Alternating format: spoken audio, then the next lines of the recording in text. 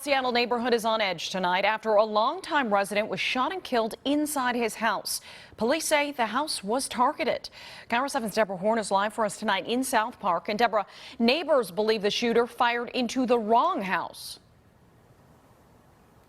Lindsay, most neighbors we talked to believe this is the house that should have been targeted. Instead, the shooter was shooting at this house right next door. In fact, we talked to someone who was in the other house when the shooting started, and he believes the shooter had just left there in a huff.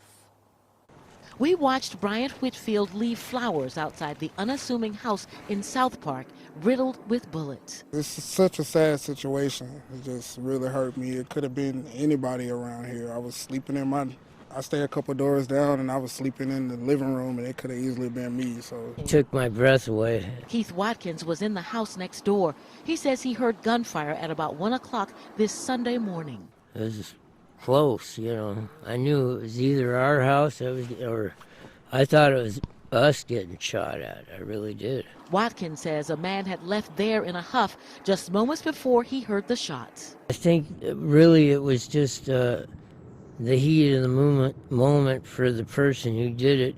He was drunk when he came to the house. Oh, you think you know who did it? Well, I seen the person. Before the gunfire. It had to have been him. He was drunk and he got mad. When the shooting stopped, the 56-year-old owner of this house was dead. Seattle police say his house was targeted.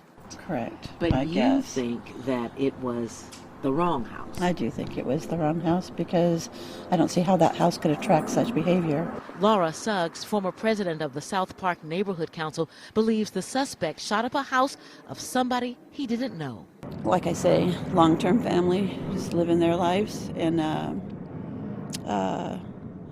so, yeah, they were crying all night long and very distraught. Seattle police tell us they plan to saturate this neighborhood with patrol cars because of the shooting that happened here at this house. And I have to say, we have seen a very big police presence throughout much of the day. Still, that shooter remains on the loose. And the neighbors we talked to say they won't breathe easily until the person is in custody. Reporting live in South Park, Deborah Horne, KIRO 7 News.